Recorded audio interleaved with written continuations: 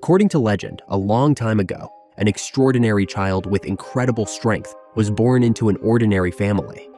Mockery and bullying from other children led to tragedy. A boy named Popeye killed his tormentor by gouging out his eyes.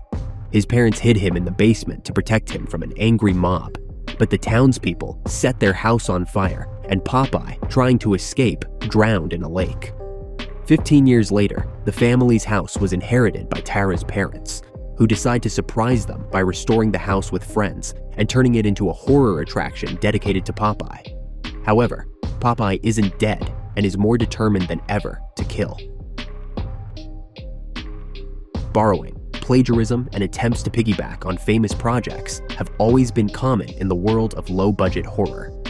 British film company ITN Studios began actively operating in the late 2010s and immediately established its strategy by releasing films with titles like Bad Nun, Vengeance of the Leprechaun's Gold, Amityville Scarecrow, Return of Krampus, and Freddy's Fridays.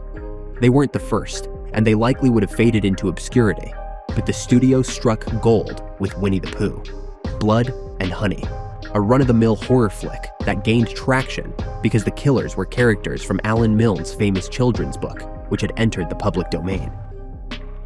The first Blood and Honey was a very mediocre film, but its hastily produced sequel significantly surpassed its predecessor in almost every way, prompting the studio to announce the creation of a Pooh-verse, which would include several more horror films featuring famous fairy tale characters like Bambi and Peter Pan. However, only the so-called best of the best were invited into this universe, while ITN greenlit over a dozen projects following the same formula, recognizable characters as brutal killers.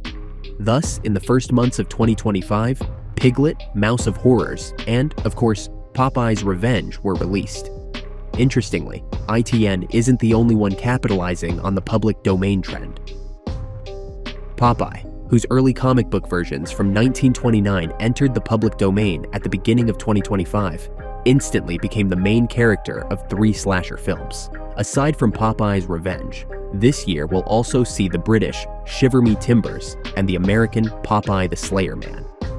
And honestly, it's all starting to get annoying, because what began as an intriguing experiment quickly devolved into a way to make easy money. Specifically, Popeye's Revenge is very similar to the slightly earlier Piglet. Both films were written by Harry Boxley, share some producers, and attentive viewers will notice overlapping sets. And, of course, both films are united by their assembly line production and low budgets. Each was shot in less than 2 weeks, and every frame screams cost-cutting. Just for fun, you could try comparing the two, but there's no clear winner. Perhaps Popeye's Revenge has slightly more interesting and elaborate kills, but the direction is noticeably worse, and debutante Emily Mogilner, cast in the lead role, delivers a downright terrible performance. Though of course, all of this is somewhat pointless. It's like trying to decide which of 2 cowpats smells worse. It's better to steer clear of both,